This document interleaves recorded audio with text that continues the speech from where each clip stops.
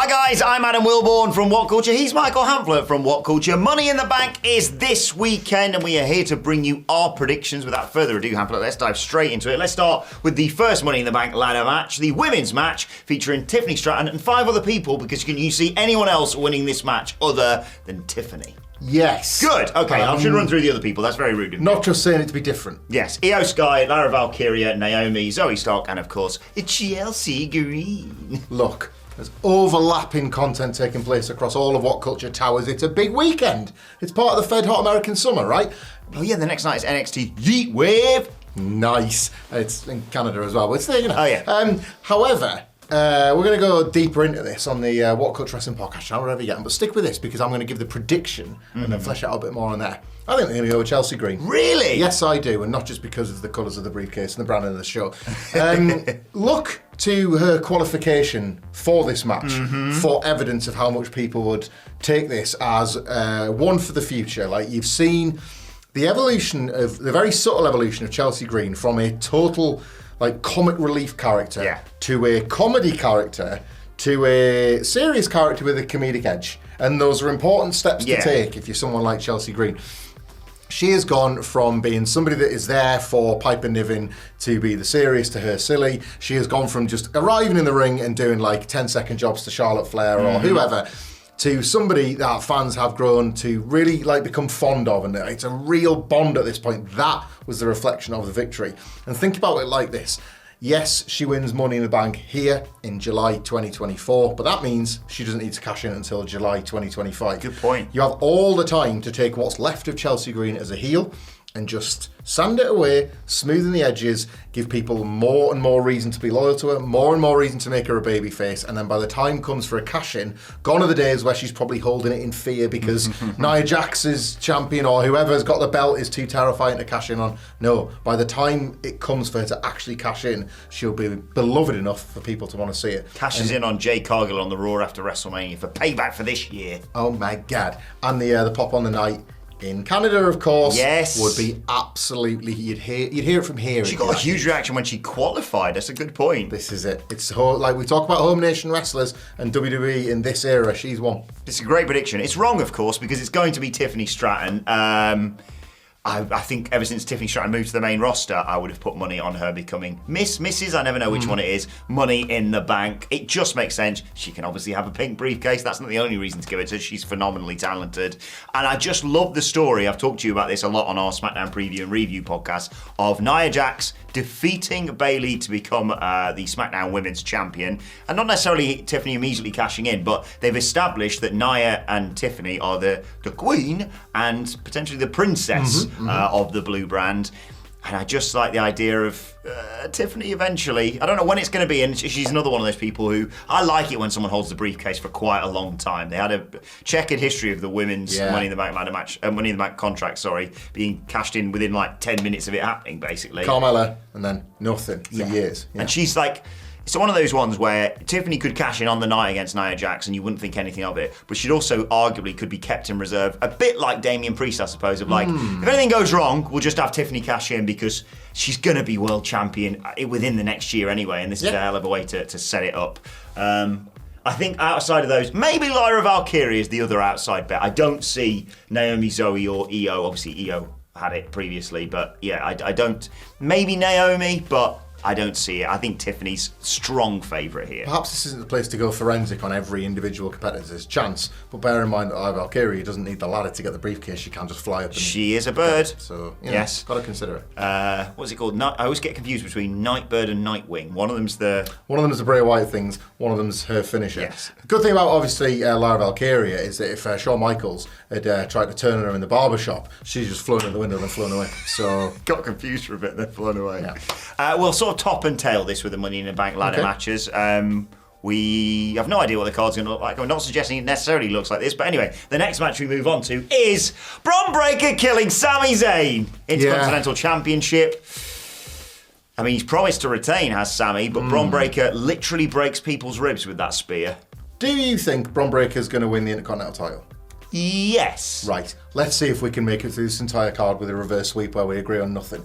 Because I'm going to say that Sami Zayn leaves Canada with the belt, but this is so hot and Bron Breaker's attack is so violent and vicious that they go again. It feels like he might as well strap up Bron Breakker right now. He is white hot on Monday Night Raw. Like, they have found not just a way to present him as this killer who can take out everybody in the mid-card and, you know, eventually beyond, but they've also found the way to shoot him, the way to present him, the way to preserve him, highlight only the positives, hide all the negatives, all that sort of thing.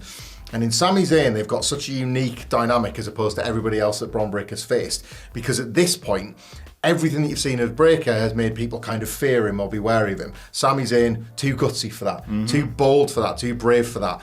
An Intercontinental Champion that wants to uphold the legacy that was reset by Gunther after all that years of the belt being on a being. Bron Breakker is next in line for that, and it's going to be a totally different dynamic when he wins that title. But this just feels like it's getting going.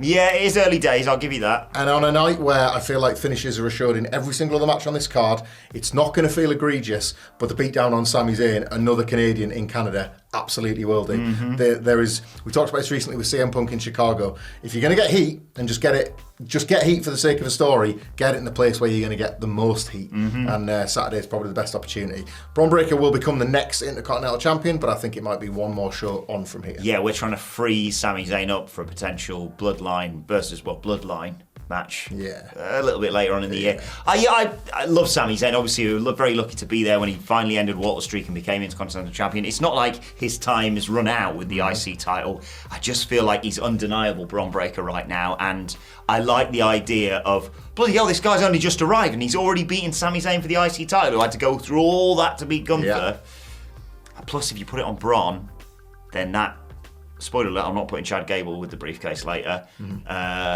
frees Chad Gable up to be like, well, I'll have a shot at you and maybe you do a triple threat. I don't know, a rematch. I wouldn't be surprised, like you say, if this isn't the only match between the two of them, because Sami Zayn can get a great match out of anyone, and Bron Breakker is just jaw-dropping with what he can do at the moment. Unstoppable in every respect. Contender for match of the night, this, without question. Yeah, for sure. Right, let's move on to, oh my god, Bloodline versus Cody Rhodes and his mates. Look at this. Look at this. Again, not suggesting this is the order of the card, but it's Cody Rhodes, Kevin Owens, and Randy Orton versus the Bloodline. Or I suppose potentially 3/4 of what's left of the Bloodline. Yeah. You've got Solo Sikoa, you've got Tama Tonga, you've got Tonga Loa, and you've got, Jesus Christ, it's Jacob Fatu. Yeah. Who do you think represents the Bloodline, first of all? Well, shall we talk about this? Just one of 5 matches that I'd say contenders to be main event on the show, by the way, while we can't predict the card. Yeah, is this 3-on-4? Because the Bloodline are heels, and you can do that. You can absolutely have somebody patrolling ringside, Jacob Fatu patrolling ringside, for example, right? Is this 3-on-3 because of any sort of travel issues that maybe prevent one of the Bloodline from being able to go to Canada? We don't know. Or is this 4-on-4 because, to pull back the curtain just a little bit, we are recording this before SmackDown, and could it reveal while in Canada a 4th man for the baby faces to make it 4-on-4 on the night, such as I've speculated, and this will come up later, a Jimmy Uso.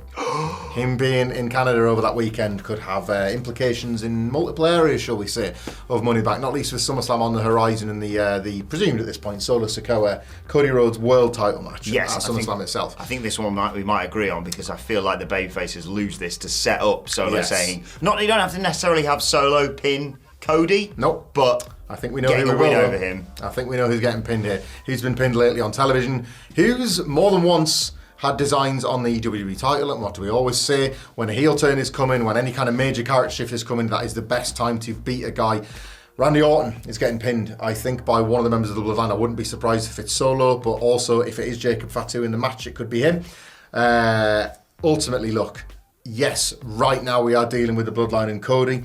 Right now we are getting excited and pumped and hyped because we want Roman, just like everybody else does. But WWE have got just as much of an eye on that Randy Orton-Cody Rhodes match as they do all of this Bloodline stuff. It's the kind of reason why the Fed's cooking the way it is at the moment, because you can never be sure of one of the 20 great matches they're kind of showing you. So yeah, a Bloodline victory, a Randy Orton pin, and lots of new things like sort of spinning off what should be another great brawl. If we can use Backlash, an example of how these sort of things can be agented. If you remember the last sort of like Bloodline falls count anywhere type chaos. I fully expect this to go the same way. Got your finish, I think, by the way, off the back of that. I think they do 3-on-3, but Jacob Fatu is there as the enforcer. He's the enforcer's enforcer, technically, I suppose. But it looks like the babyface have got it. Maybe there's a ref bump or whatever. And they all, as they have done, hit their finisher on the Bloodline. So you've got a stunner for Tama Tonga, you've got a crossroads for Solo Sikoa, and you've got an RKO for Tonga Loa. But unfortunately, what happens when you hit an RKO, even if you're the person hitting it, you're laying on the ground, and that's when Jacob Fatu jumps off the top rope and hits a huge diving headbutt on Randy Orton, and Solo Sikoa stumbles and goes, "Oh, someone's back." Perfect. I'll take that. Yes, please. I can't wait for this. I can't wait for this whole night. I can't wait for this weekend. NXT as well. Let's move on.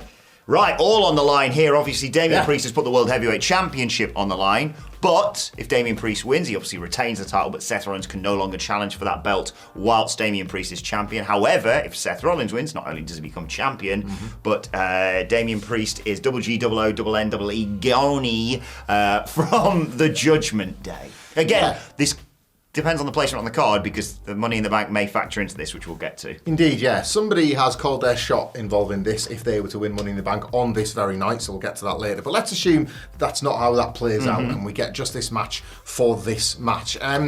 Damian Priest is in an interesting position right now because I think, and I like Damian Priest and I love the Judgment Day, but I think at this point, if you asked people what they would prefer for SummerSlam, I think a lot of people would choose Gunther versus Seth Rollins. Yes. Feels bigger, it feels closer to the sort of a dream match, the type of big occasion that people would want to see Gunther crowned in. But I think that is looking past what Damian Priest also offers on that night. I think Damian Priest offers a very different challenge to Gunther at SummerSlam. He's physically bigger than him. Even though Gunther's lost all the weight, Gunther always feels like the bigger man in all his matches. It won't be the case when he fights Damian Priest. And when that match absolutely owns, Gunther will have beaten the man that will have beaten all the men. If you look at Damian Priest's sort of track record, regardless of whether you think he's maybe shone in the role, whether you think it's been about the belt making the man rather than the other way around, on numbers alone, on on form, if you will, what's he done since winning that title, right? He won the title by defeating Drew McIntyre at WrestleMania. He then went on to defeat Jey Uso, who was at that point Raw's biggest babyface challenger to the belt. He's then gone on to Glasgow again to beat Drew, but this time in a fair fight in his he's taken on the cauldron of hate that was waiting for him in Glasgow.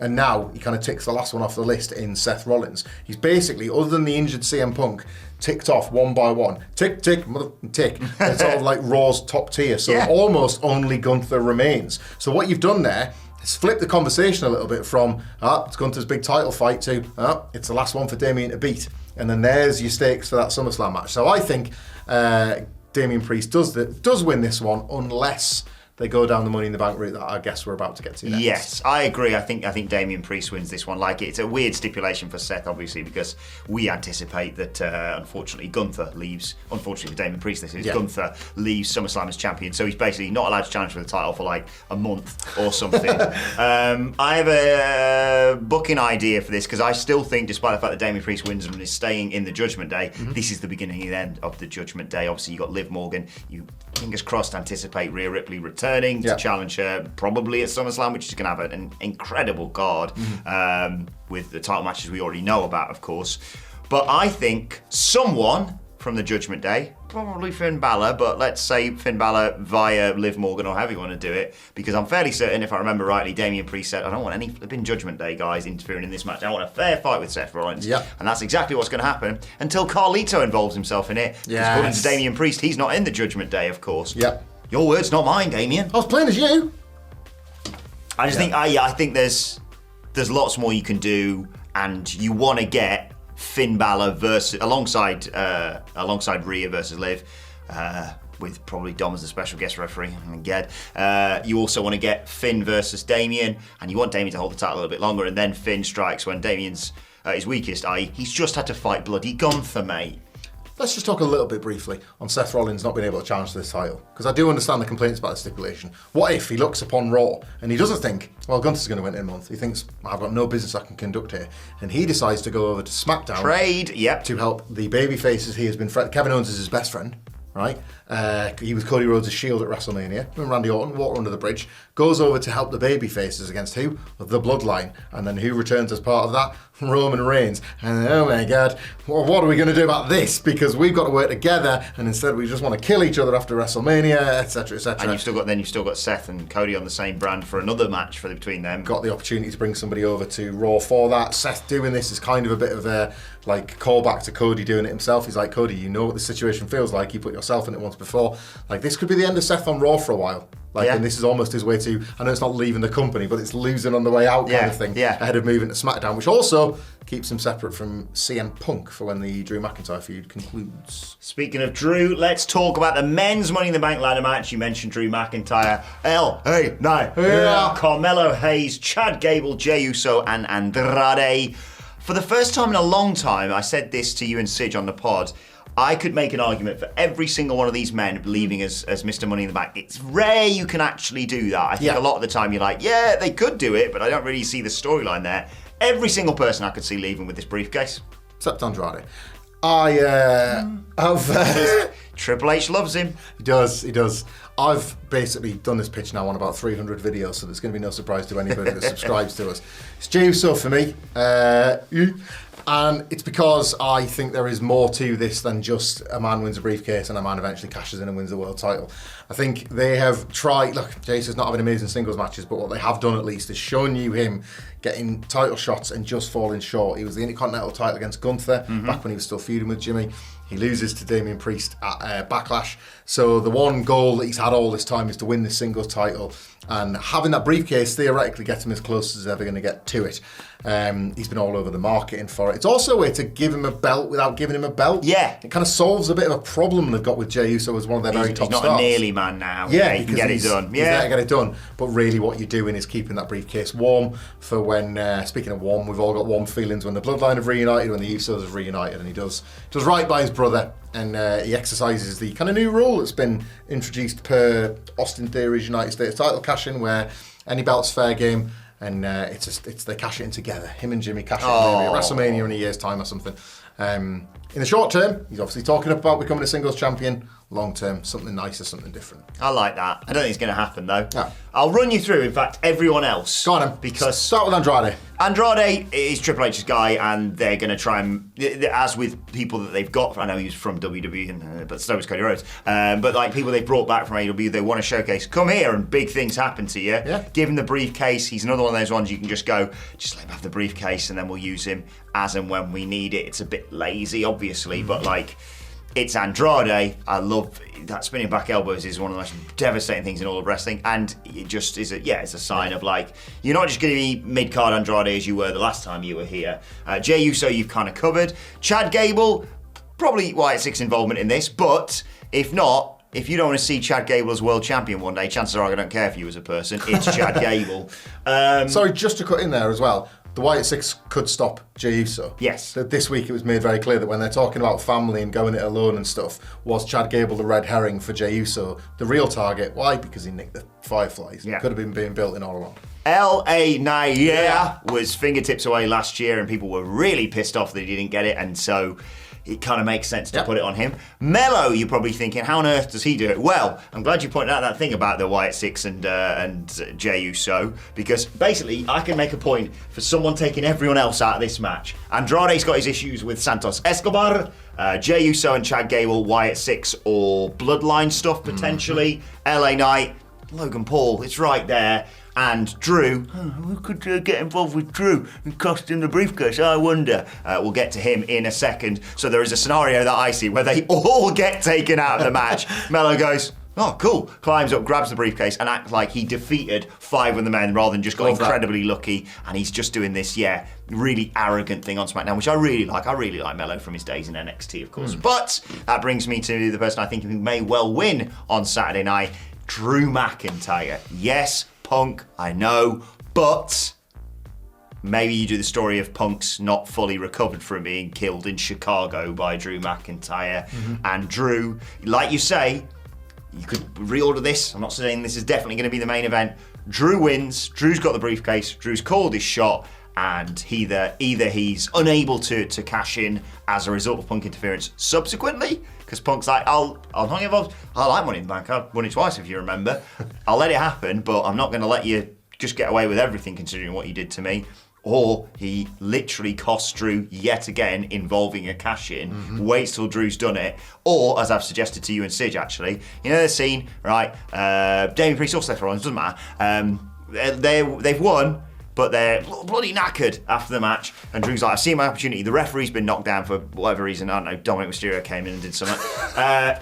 Dominic Mysterio. And Drew McIntyre's like, quick, another ref, come with me, run down to the ring. Come on, I'm cashing it in. This man's cashing it in. Oh my God. Oh, Claymore. 1, 2, oh bloody hell. Punk's the referee again, I didn't notice. Just a thought. Stand by the arm the whole time. Yeah, I'm not looking, I just see a black and white shirt.